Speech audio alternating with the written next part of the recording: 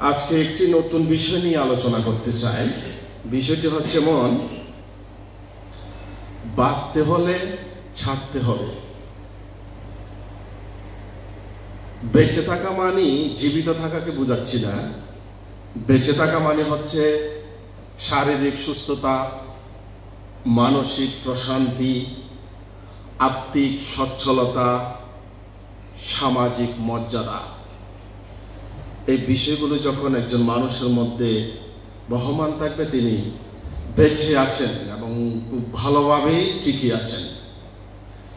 তো আমরা যদি লক্ষ্য করি, দেখব যে এই বিষয়গুলো শারীরিক সুস্থতা, মানসিক প্রশান্তি, আত্মিক সচ্ছলতা, সামাজিক মর্যাদা, এই বিষয়গুলো অর্জন করার ক্ষমতা আমাদের প্রত্যেকের আছে।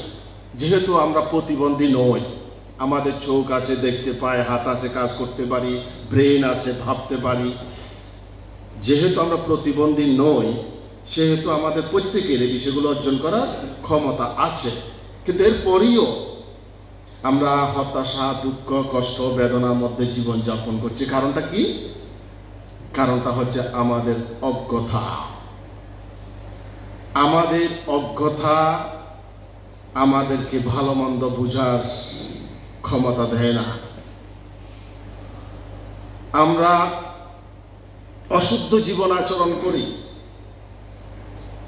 আমাদের অজ্ঞতা, আমাদের অশুদ্ধ জীবন আচরণ, আমাদের অক্ষমতা আমাদেরকে পরিপূর্ণ জীবন লাভ করতে সহায়তা করে না। তা এখন কথা হচ্ছে, যদি আপনি বেঁচে থাকতে চান, জীবনে পরিপূর্ণতা অর্জন করতে চান, আপনাদেরকে কিছু জিনিস ছাড়তে হবে। কিছু জিনিস যদি আমরা ছাড়তে না পারি,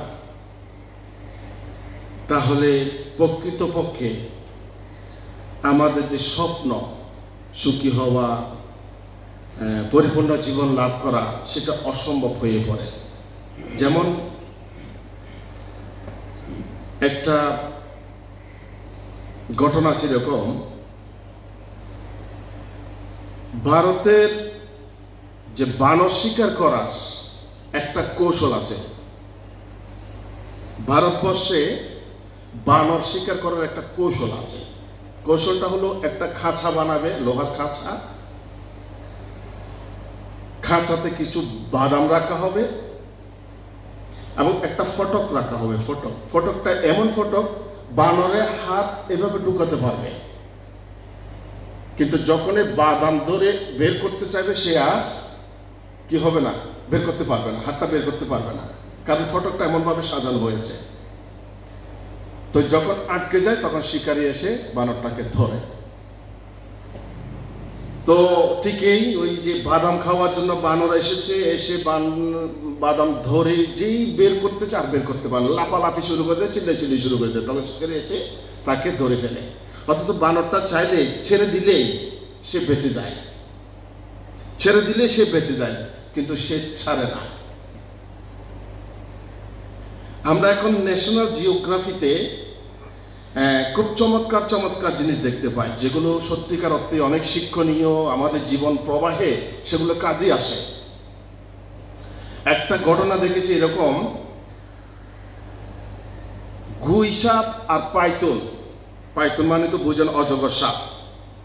গুই সাপ অজগর সাপকে ধরে আছে, কামড় দিয়ে ধরে আছে, আর অজগর সাপ কামড় দিয়ে গুই সাপকে ধরে আছে। কেউ কাউকে ছাড়ছে না, কেউ কাউকে ছেড়ে দিচ্ছে না। পরিণতি কি? দুজনেরই মৃত্যু। তো এরা হচ্ছে তির্যক প্রাণী, ওদের জ্ঞান নাই, বুদ্ধি নাই, ফলে ওরা জানে না কখন কি করা উচিত। কিন্তু আমরা তো জ্ঞানে, বুদ্ধিতে আমরা ঋদ্ধ। তাহলে আমরা কেন ভুল করছি? আমরা কেন তথাকথিত সামাজিকতার, তথাকথিত প্রথা রীতি থেকে আমরা কেন মুক্ত হতে পারছি না? এই যে আমাদের এখানে সৌগত, আপনারা অনেকেই দেখেছেন, সৌগত একটা ছেলে, সে একটা দুর্ঘটনায় প্রায় অচল হয়ে গিয়েছিল, প্রায় অচল। সে হাঁটতে পারছে না, ভাবতে পারছে না, কথা বলতে পারছে না, লিখতে পারছে না, বিষয়টা অনেকটা সেরকম। তো কয়েকবার মেডিটেশন করার পর তার বেশ ডেভেলপ হয়েছে, আর কি বেশ ডেভেলপ হয়েছে। তো তাকে পরামর্শ দিলাম, একটা কাজ করো, তুমি কোর্সটা করে নাও বাবা, তুমি কোর্সটা করে নিলে তুমি আরো ইমপ্রুভ হবে। সে বলছে, দেখেন কোর্সের সময় তো আমার মামাতো বোনের ছেলের বিয়ে, সেখানে যেতে হবে, আর কিছু প্রথা রীতি আছে, সামাজিকতা আছে, ওইগুলোতে থাকতে হবে। বিষয়টি বুঝেন, তার যে নিড, তার যে প্রয়োজন, সে বুঝে উঠতে পারছে না কোনটা তার আসলে জরুরি কাজ, সে বুঝে উঠতে পারছে না। আমাদের এখানে দীপক বড়ুয়া একজন আসেন, তিনি স্ট্রোক করে প্রায় প্যারালাইজড হয়ে গিয়েছিলেন। আমার রিলেটিভও সে প্যারালাইজড প্রায়। তো সে এখানে আসছে, মেডিটেশন করেছে, কোর্স করেছে, কোর্স করার পর তার অনেক ডেভেলপমেন্ট দেখলাম, অনেক ডেভেলপমেন্ট। সে একসময় হাঁটতে পারছিল না, ঢুলে পড়ে যাচ্ছিল, সে ছেলে এখন নারায়ণগঞ্জে চাকরি করে। তো অনেক ডেভেলপ হওয়ার পর তাকে বললাম, তুমি আরো কিছু ছাড়ো, আরো উন্নতি করবে, আরো কিছু ছাড়ো, আরো উন্নতি করবে। দেখলাম সে ধূমপান ছেড়ে দিয়েছে। ধূমপান ছেড়ে দেওয়ার পর সে আরো উন্নতি করেছে। তাকে বললাম, না, তোমাকে আরো ছাড়তে হবে, আরো কিছু ছাড়ো, আরো উন্নতি করবে। ক্ষতি সেটা তো পারি না, কারণ তার হলো রসনা বিলাস আছে, রসনা বিলাস, বুড়ি ভোজ করা তার অভ্যাস আছে। তারপরে একটু একটু চেষ্টা করে একটু একটু ছাড়ো, তুমি আরো উন্নতি করবে। তো আমরা ডাক্তারের কাছে যাচ্ছি, নিয়মিত ওষুধ খাচ্ছি, কিন্তু বদ অভ্যাস ছাড়ছি না। বুড়ি ভোজ করার রসনা বিলাস ছাড়তে পারছি না। রাত জেগে থেকে দিনের 12টা বাজে ঘুম থেকে উঠার বদ অভ্যাসগুলো ছাড়তে পারছি না। পূজা অর্চনা করছি, প্রার্থনা করছি, কিন্তু রাগ, ঘৃণা, হিংসা, ভয়, লোভ এগুলো ছাড়তে পারছি না। তা আপনি ভালো থাকবেন কিভাবে? আপনি ভালো থাকবেন কিভাবে? প্রতিবেশীর সাথে, আত্মীয়ের সাথে, বন্ধু বান্ধবের সাথে একটু মনোমালিন্য হয়েছে, ছাড়তে পারছেন না, ছেড়ে দিন, একা থাকতে দিন। দেখবেন আস্তে আস্তে আস্তে আপনি রিল্যাক্স পাবেন, শান্তি পাবেন। আপনি চারপাশে দেখুন, যারা ছেড়েছে তারা ভালো এসেছে, তারাই ভালো আছে। আমাদের জন্নাদিমণিকে দেখুন, তিনি ছাড়তে পেরেছেন, ভালো আছেন। আমাদের নিজামী সাহেবকে কল্পনা করুন, তিনি ছাড়তে পেরেছেন, ভালো আছে। তো ধরে থাকাটাই কঠিন, ছেড়ে দেওয়াটা খুবই সহজ। যত তাড়াতাড়ি ছেড়ে দিবেন, তত তাড়াতাড়ি মুক্তি পাবেন।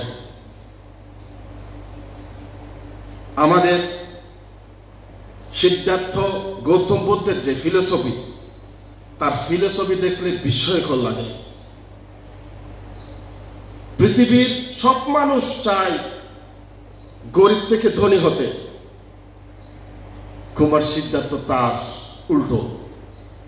তিনি তার বাবার রাজপ্রাসাদ ছেড়ে দিয়ে গাছতলায় গিয়েছেন, মুক্তির জন্য ছেড়ে দিয়েছেন। তিনি ভেবেছেন রাজপ্রাসাদ আমার বাবার সম্পদ, আমার পৈতৃক সম্পদ, এটা নিয়ে আমার বাহাদুরি করার কি আছে, আমার গৌরব করার কি আছে, এখানে আমার অবলম্বন করার কি আছে, আমার অর্জনটা কোথায়? তিনি নিজে অর্জন করার জন্য রাজপ্রাসাদ ছেড়ে দিয়েছেন। তা আমরা পৈতৃক সম্পত্তির জন্য ভাইয়ে ভাইয়ে মারামারি করছি, ভাইয়ে ভাইয়ে রেষারেষি করছি, সামান্য কিছুর জন্য পরিবারে অশান্তি সৃষ্টি করছি। আপনার অর্জন কোথায়? তো আমাদের আজকের যে আলো খায়ানোর শিক্ষাটা হচ্ছে, নিজের অর্জন করার চেষ্টা করুন। আপনি পৈতৃকভাবে যা পেয়েছেন, সম্পদ পেয়েছেন, সংস্কৃতি পেয়েছেন, প্রথারীতি পেয়েছেন, সেটাকে আর কি মডিফাই করুন, যুগ উপযোগী করুন, বাস্তবমুখী করুন। তখন আপনার অর্জন হবে, আপনি ঋদ্ধ হবেন, আপনি ভালো থাকবেন, সমাজকেও ভালো রাখতে পারবেন। ছোট আলোচনাটা শুনেছেন, সবাইকে ধন্যবাদ, ভালো থাকবেন।